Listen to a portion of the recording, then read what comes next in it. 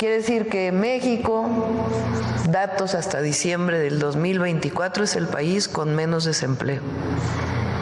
Comparado con Japón, Alemania, Países Bajos, Australia, Estados Unidos, Irlanda, Austria, Italia, Bélgica, Francia, Suecia, Finlandia, España, en algunos casos donde hay 2 estrellitas es porque el dato es de noviembre, todavía no hay el de diciembre, pero esto es un dato no del gobierno, sino del INEGI. Bueno, esto es importante porque, digamos, la verdad que no puede soslayar uno que es una buena noticia. El asunto está en entender cómo es que llevó a cabo este trabajo el INE para que podamos tener más certeza de esta noticia del INEGI, o inevitablemente entrar en un terreno de cuestionamiento que estas cosas son válidas, ¿no? Yo insisto, es una buena noticia, vamos a ver cómo se está dando, ¿no? Yo creo que ese sería el proceso. Entonces, el INEGI dio a conocer sus cifras de desempleo 2024. La tasa de desocupación sumó 1.5 millones de personas. Representó 2.4% de la población económicamente activa en el mismo mes, pero de 2023 fue de 2.6%, lo que representa un mínimo histórico. Con base en los resultados de la Encuesta Nacional de Ocupación y Empleo en las Mujeres, la tasa de desempleo, la tiene en su pantalla, fue de 2.2%, hombres 2.6%. Todo ello respecto al mismo periodo de 2023, disminuyó 0.2 puntos porcentuales. De los desocupados, 12.9% no contaba con estudios completos de secundaria. Por su parte, la tasa de informalidad laboral se ubicó en 53.7%. Bueno, hay que ver exactamente en qué andamos. Hablemos del tema con Sofía Ramírez Aguilar, directora de México ¿Cómo vamos? Sofía, como siempre, gracias por tu participación. ¿Cómo estás? Muy buenas noches. Buenas noches, Javier. Pues con mucha información económica y ciertamente entiendo lo que estás poniendo sobre la mesa, que es, pues si bien la economía mexicana es una economía que había mostrado una resiliencia importante en los años pospandemia, pues en este cuarto trimestre, digamos, los datos presentados el día de hoy de manera oportuna, todavía se presentarán un poco más adelante los revisados, pero con manera oportuna los datos nos dicen que el cuarto trimestre del año pasado, de hecho, lo que tuvimos es una contracción en la comparación trimestral, lo cual, bueno, pues por supuesto nos lleva a que la economía es un chirrín más chiquita de lo que teníamos un trimestre antes. Entonces, creo que definitivamente bajo ninguna circunstancia podríamos decir que cerramos bien el año y esta contracción económica se traduce en menores condiciones de empleo. Y bueno, pues obviamente no todo el empleo tiene un impacto homogéneo. Claramente hay siempre el matiz en México que decimos tenemos tasas históricas o en los comparativos internacionales en el desempleo sale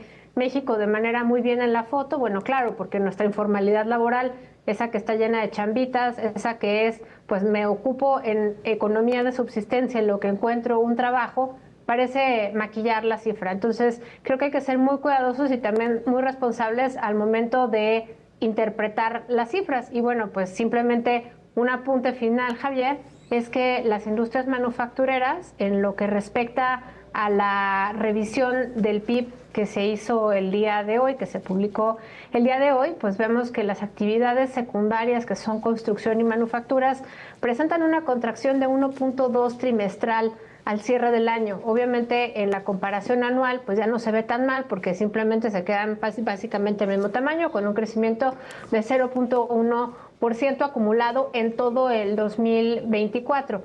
Sin embargo, pues la estimación de lo que esperábamos que ocurriera con las manufacturas pues nos dice que nos quedamos cortos y eso se traduce en las cifras de empleo en una pérdida de 400,000 puestos de trabajo en las manufacturas y también de ahí se alcanza a leer, digamos, tomando en cuenta los datos del IMSS de hace también ya algunos días de cómo terminó el año pasado, pues con mucha claridad que gran parte del empleo formal que no se generó durante 2024 devino justamente de esta pérdida de empleo en las manufacturas. Por lo tanto, podemos de manera muy directa ver cómo una contracción económica en las actividades secundarias pues se traduce en una pérdida de empleo formal que, como tú y el auditorio recuerdan, es el empleo que en promedio paga el doble de lo que paga un empleo informal, que por supuesto tiene mejores condiciones salariales y también mayor estabilidad en el empleo. Bueno. A ver, Sofía, se pondera, así ya sabes que somos muy dados a decir somos los mejores del mundo y todas estas cosas, Dinamarca y todo eso. La pregunta es, Este 2.4 al que hace referencia la presidenta y luego lo compara con otros países, ¿tiene un fundamento o se debe a que también, te pregunto, a lo mejor tenemos programas sociales, tenemos gente a la que le estamos dando dinero y la consideramos en esta categoría? Exactamente no sé, porque me parece que es una buena noticia, pero me parece que es muy difícil como contrastarla con el desarrollo de la economía mexicana simplemente en el último año. Javier, de acuerdo al análisis que hemos hecho a partir de la Encuesta Nacional de Ocupación e Empleo a lo largo de los años, no solamente en esta última observación, lo que vemos es que la cifra de desempleo está íntimamente relacionada con la informalidad laboral. Ahora te explico por qué. Una manera de decir que se generó empleo en una economía, las cifras que nos presumen todos los sexenios que vamos a generar, por ejemplo, ahorita la meta 3 en el Plan México, 1.5 millones de empleos, se refieren a empleo formal. Entonces, de los 60 millones de personas que trabajan o buscan un trabajo, pues hay alrededor de 59 millones que están trabajando. Entonces, de esos 59 millones, un poco más del 53% de la población tiene un empleo en algún tipo de informalidad laboral. Importante aquí es que la mitad de las personas que trabajan en la informalidad laboral, es decir, la mitad de la mitad, unos 16 millones de personas trabajan en el sector informal, que es distinto a ser informal en el gobierno, en una empresa, o simplemente trabajar en el campo, que también es un problema aparte, ¿no? Un tema aparte. Pero el sector informal casi siempre es en zonas urbanas, casi siempre es economía de subsistencia, son personas que preferirían ser asalariadas, pero por su circunstancia, ya que tienen a alguien a quien cuidar, que no juntan 8 horas de corrido o 12, porque hay que contabilizar la ida y vuelta al puesto, bueno, al lugar de trabajo. Son personas que tal vez se quedaron sin trabajo y decidieron ponerse a vender comida en la ventana, en la cocina de su casa.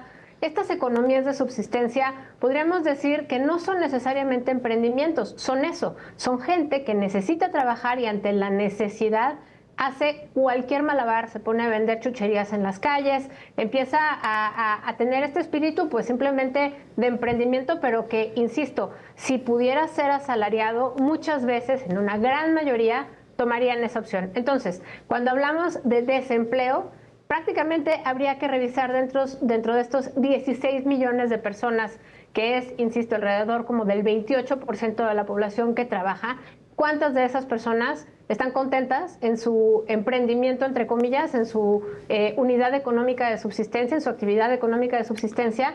Y realmente allí tendrías pues una cifra importante de personas desempleadas que simplemente lo que están haciendo es juntar el dinero del día a día. Entonces, ahí es donde vemos el mayor maquillaje de las cifras de desempleo.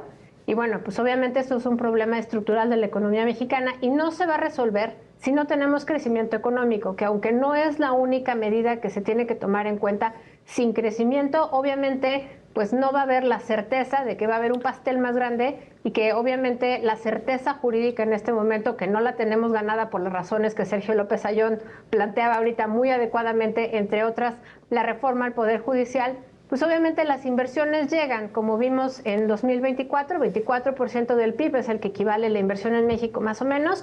Bueno, esa inversión no se está traduciendo en empleo formal, que es este empleo de calidad, donde trabaja el 45, 46% de la población, porque pues está la incertidumbre. ¿Para qué me hago de un pasivo laboral si no sé si voy a tener que parar la planta unos años, ¿no? Debido al señor Trump, pero también debido a la incertidumbre doméstica. Ah, caray. A ver, para cerrar, déjame preguntarte, ¿qué piensas de lo que presentó el INEGI y de lo que presentó la presidenta este día, Sofía?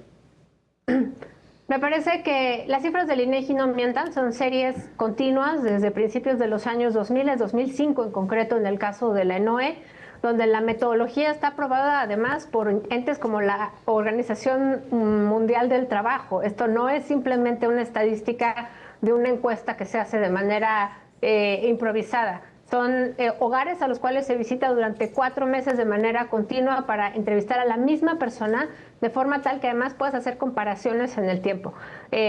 Yo creo que es muy importante que el gobierno sea particularmente honesto respecto a la situación del empleo en las familias, porque en México el 70% del ingreso familiar, del ingreso de las personas, es el ingreso laboral.